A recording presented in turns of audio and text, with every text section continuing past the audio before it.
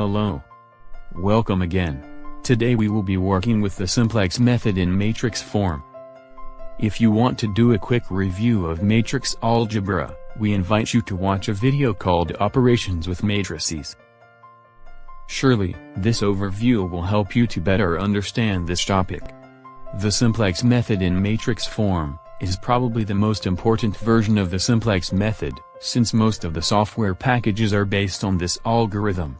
Let us start formulating a problem, and then we will write it in matrix form. After we transform this problem into a system of equations, adding slack variables, surplus variables, and artificial variables, we will arrive to the following expression.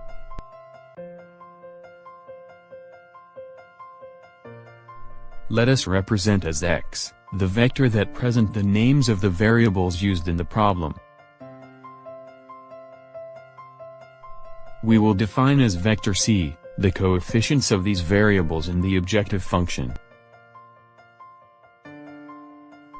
We will define as matrix A, the matrix containing the coefficients of each of the variables in each one of the constraints. For instance, in third constraint the coefficient of x2 is 2. And this number is written in the second column of the third row of the A matrix. Finally, we will define vector B, as the vector that represent the numbers appearing on the right-hand side of the constraints.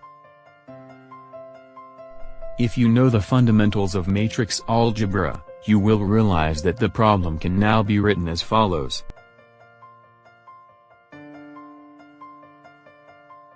Where x' and b' mean the transpose matrices of x and b, respectively.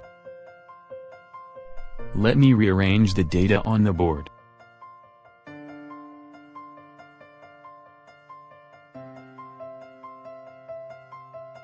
The first step consists in finding a feasible basis for the problem. This implies finding the variables that will serve as basic variables. Since in this case we have three constraints, we must select three basic variables. The selected variables are the slack variables, S1 and S2, and the artificial variable, A3. With the columns of these variables found in matrix A, we form a new matrix. And we obtain the inverse of this matrix. Now, we must obtain the following matrices. You may not believe it, but the results of these multiplications represent the simplex method tables. To help us visualize the foregoing statement, let us recall the tables obtained in the tabular simplex method. This is the first table of tabular simplex method. Now, observe the result of the multiplication of the matrices. If you observe carefully, you will realize that the first matrix represents this section of the table. And the result of the second multiplication represents the right-hand column. As you can see, now we only need to compute the objective function row. To achieve this, we will create a row vector which will be called C sub b. The elements of this vector are the coefficients of the basic variables in the objective function. Recall that the basis consists of the variables S1, S2, and A3. The coefficient of S1 in the objective function is 0. The coefficient of S2 in the objective function is also 0. And the coefficient of A3 in the objective function is -m. Once we have this vector, we will multiply it by the matrices obtained in the previous step. And from the first of these results, we subtract the vector c.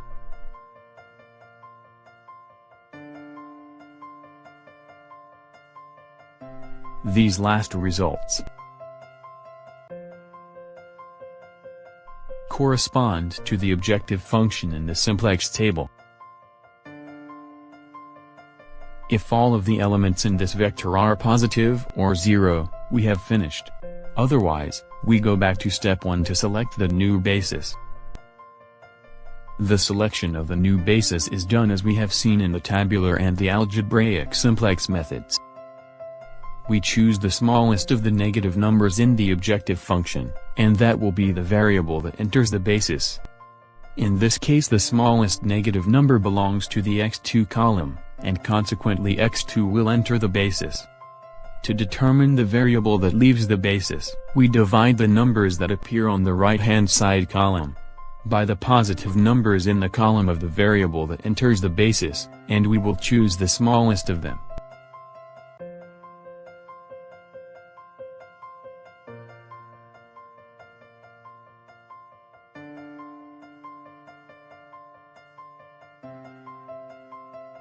The smallest number corresponds to the A3 row, and therefore, this variable will leave the basis and hence, the new basis will be S1, S2 and X2.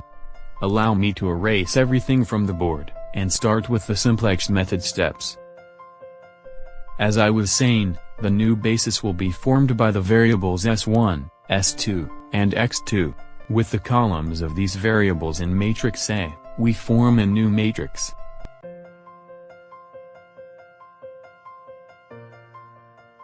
The order of the columns is important. Now we obtain the inverse of this matrix and multiply B inverse times A and B inverse times B prime. We now obtain the vector of the cost coefficients of the basis, which is 0, 0, 4. Now, we multiply this vector by the two matrices obtained in the previous step. And from the first one, we subtract the C vector. Now let us compare these results with the table obtained in the second iteration of the tabular method.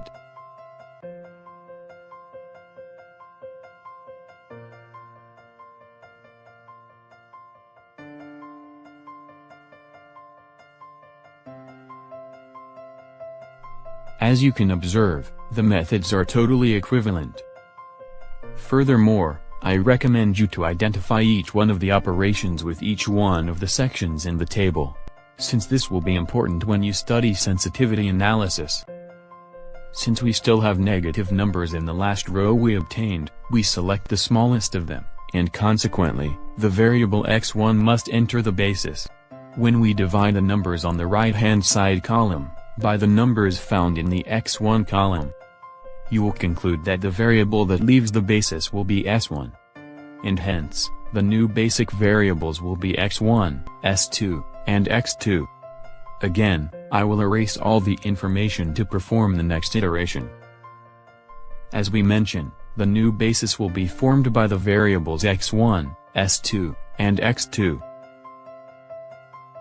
Now we construct the B matrix. Recall that the order of the columns is important, and we obtain its inverse. Now we multiply B inverse by the A matrix and by the B prime matrix. We now obtain the vector with the cost coefficients of the basis, which will be 5, 0, 4. Recall that D coefficients are placed in the same order in which the B columns were placed. We multiply this vector by the matrices obtained in the previous step, and subtract vector C from the first of these vectors. If you observe the last result, you will realize there still exists a negative number in this vector. This means that we still need to perform at least one more iteration. The negative number corresponds to the column of variable S3, and therefore, this variable will enter the basis. We divide the elements of the right-hand side column by the numbers of the S3 column. Recall that if any of the numbers in the S3 column is negative or 0, it will mean that the entering variable can grow up to infinity. The results of the divisions are: the smallest of these numbers is located in the second position, and therefore, the variable that leaves the basis is S2. Our new basis will be formed by the variables x1, s3, and x2. Before proceeding to the next iteration, I invite you to compare these results with the ones obtained with the tabular simplex method. Once again, you can see that all the results are equivalent. I will erase all the information to start a new iteration. As we mentioned, the new basis will be formed by the variables x1, s3, and x2. We will create the B matrix, and compute its inverse.